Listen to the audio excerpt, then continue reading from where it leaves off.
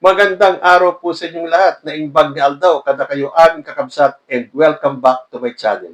Ayon po kasi dito sa nabasa kong post, di umano ni Representative Paulo Pulong Duterte.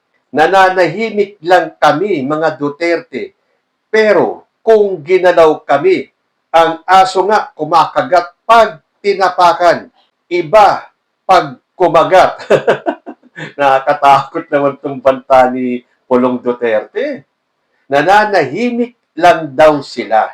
Dahil sabi dito sa Pilipinas Today, mas pipiliin umano ng pamilya Duterte na manatiling tahimik. Subalit, lalaban sila kapag ginipit sa politika. Ito ay matapos ang pahayag ni Pulong Duterte na ipinauubaya na niya sa taong bayan ang pagpapasya sa kapalaran ng bansa sa gitna ng mga anomalya sa flood control projects na lumitaw sa Administrasyong Marcos. Pero sandali lang ha, sabi kasi ni Pulong, nananahimik lang kami mga Duterte. Kailan ba nanahimik ang mga Duterte? Simula pa lang nung kampanya nung 2022 presidential elections, nag-ingay na si Digong kung ano-anong paratang na at akusasyon ang binato niya kay presidential candidate noon na si Bongbong Marcos. Nanalo at naupo si BBM sa pwesto. Ano ang sumunod na ginawa ng mga Duterte? Meron silang mga sunod-sunod na maisog rally kung saan ngak-ngak sila ng ngak-ngak na ang ingay-ingay nila kung ano-anong pagmumura at pagbibintang at akusasyon ang binabato kay President Bongbong Marcos. Tapos, nananahimik daw sila. Sabi pa niya, pero kung ginalaw kami, ang aso nga kumakagat. Ito ay matapos ang kanyang pahayag na ipinauubaya na niya sa taong bayan ang pagpapasya sa kapalaran ng bansa sa gitna ng mga anomalya sa flood control projects na lumitaw sa Administrasyong Marcos. Tama ka, Pulong. Lumitaw sa administrasyon ni President Bongbong Marcos dahil siya lang ang presidenteng naglakas ng loob at may bayag na isiwalat ang korupsyon sa bansa natin. We all know that. Lahat tayo alam natin na ang korupsyon matagal na yan. Dekada na ang inabot niyan sa bansa natin. Pero meron bang isang presidente na naglakas ng loob na yan ay kalabanin head-on? Noong panahon ni Digong, inamin niya na may korupsyon sa ilalim ng kanyang administrasyon. Sinabi pa niya yung DPWH na yan. Pero anong ginawa niya? Wala. Hanggang salita lang siya. Hinarap ba niya? Naglabas ba siya ng mga pangalan? Natatandaan ko nga itong si Greco Bellica nung tauhan pa ni Digong eh. Alam daw nila kung sino-sino ang sangkot sa anomalya pero hindi daw niya pwedeng ilabas ang mga pangalan. Ano yun? Tapos ngayon, nilabas ni President Bongbong Marcos, isiniwalat ang korupsyon, ang gusto niyang palabasin, siya ang mastermind, siya ang utak. Tama nga, lumabas, lumitaw nung administrasyon ni Marcos pero yan ay panahon pa ni Digong at ng mga naunang mga presidente. So ito ang style ng mga Duterte. Talagang iniikot nila yung istorya eh.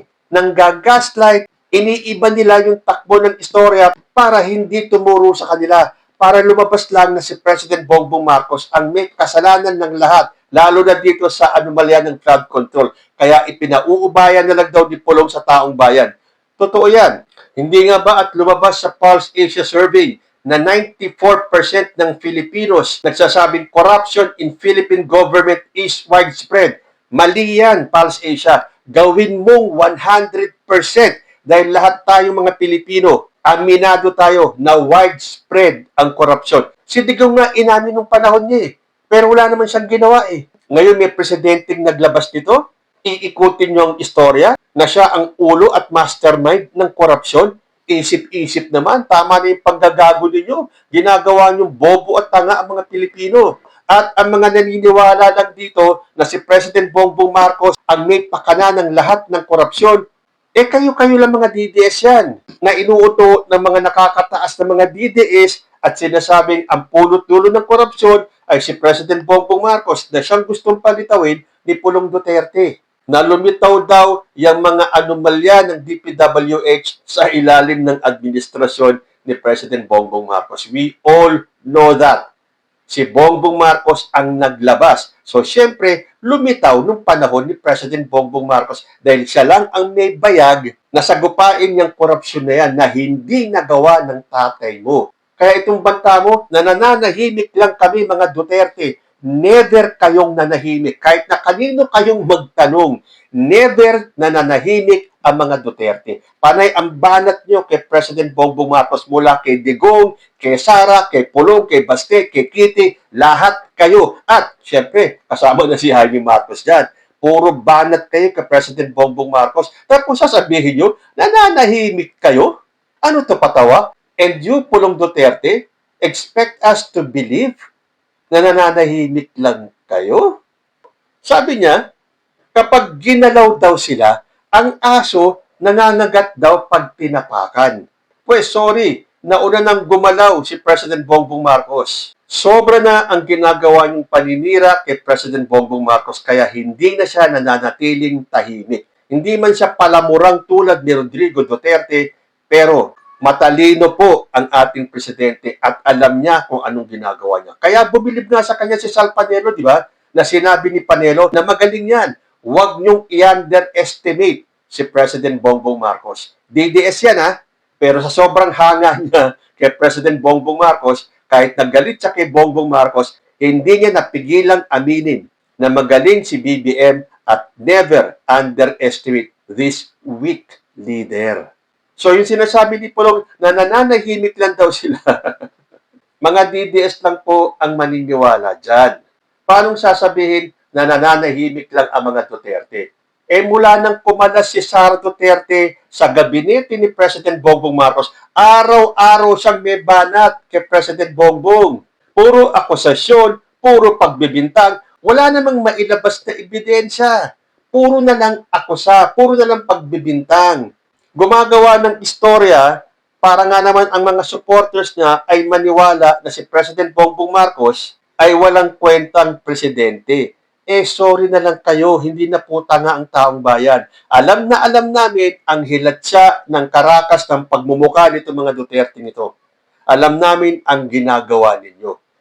Minamaliit nyo si President Bongbong Marcos para umangat ang pangalan ninyo. Sad to say, kabaligtaran po ang nangyayari. So, sa sobrang tahimik ni Pulong Duterte, ito ang isa sa mga nasabi niya. Statement ni Pulong noong December 31, 2025. As we welcome 2026, ang hiling natin ay simple pero mahalaga. Isang mas maayos kaysa 2025, mas makatao, mas tapat, at malayo mula sa bangag na administrasyon. O, kita nyo na, yan po ang nananahimik.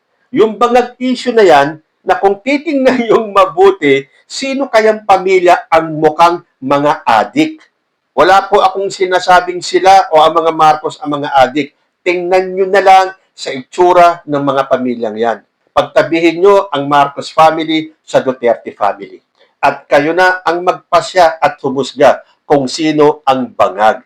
Itong mga sinasabi nila Pulong na bangag, nila Sara Duterte, nila Amy Marcos, nasaan ang ebidensya ninyo? Sobrang advanced na po ng ating teknolohiya, ng ating kaalaman, at alam po natin na hindi uubra yung puro akusasyon, yung puro bintang nang wala kayong nilalabas na ebidensya. So itong walang katapusang bangag issue ninyo kay President Bongbong Marcos, kayo na lang po ang naniniwala.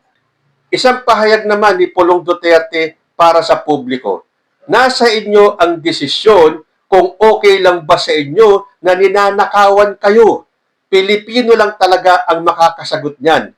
Kung gusto nyo na palagi kayong ninanakawan, totoo yan. Pilipino ang maghuhusga. Pilipino ang magsasabi kung sino talaga ang mga magnanakaw sa kaban ng bayan. So ipaubaya po talaga natin sa taong bayan kung papayag ba sila na tuluyang silang ninanakawan. Yung hindi maipaliwanag yung mga perang napunta sa kanila at kung saan ginastos, walang palipaliwanag. Tapos sasabihin ni Pulong, napapayag ba kayo na patuloy kayong ninanakawan? Hindi nyo nga maipaliwanag yung mga pera eh. At ito naman yung isang style ng mga Duterte. Yung iniiba yung katotohanan para lang umakma sa kanila, para lumabas na sila ang bida? Sabi po kasi dito sa ang balita ngayon, FPRRD, ayaw umuwi hanggat si Marcos Jr. pa ang Pangulo. Dito lang daw muna siya hanggat si Bangag pa, Presidente. Talagang bawat pahayag may salitang bangag. Tama na yung panloloko ninyo. Hindi na umuubra yan.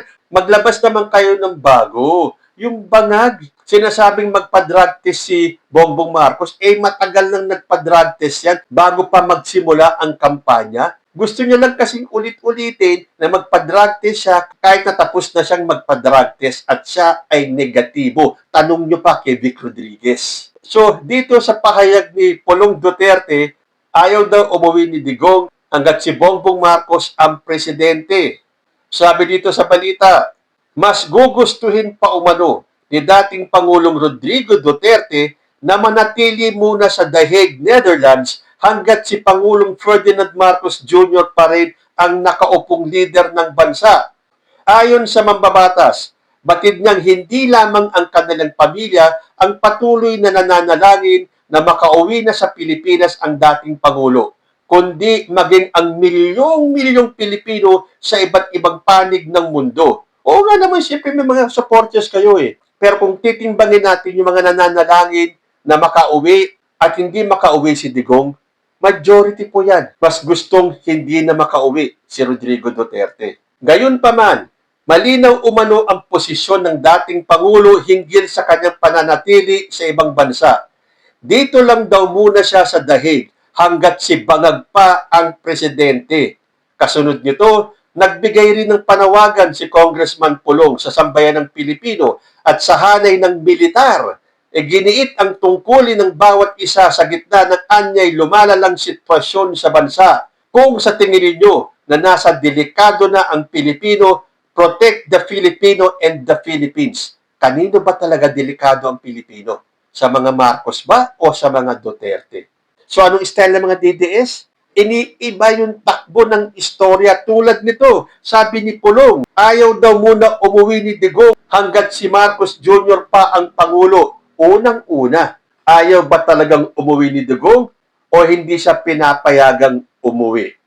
Di ba? Magkaiba po yun eh. Magkaiba yung ayaw umuwi kesa dun sa ayaw pauwiin dahil kailangan harapin yung kaso sa ICC. O hindi ba? Pambabaliktad na naman ng sitwasyon. Ilan na yung mga request ng kampo ni Duterte sa pamamagitan ni Atty. Kaufman ang ni-reject ng ICC. Tapos sasabihin ni Pulong, ayaw daw umuwi ni Rodrigo Duterte hanggat si Bongbong Marcos ang presidente. Ang tanong, ayaw umuwi o ayaw pauwiin ng ICC? Hindi nga ba rejected yung interim release ni Rodrigo Duterte? At sa tingin ninyo, kapag pinayagang umuwi si Rodrigo Duterte sa Pilipinas, hindi uuwi yan?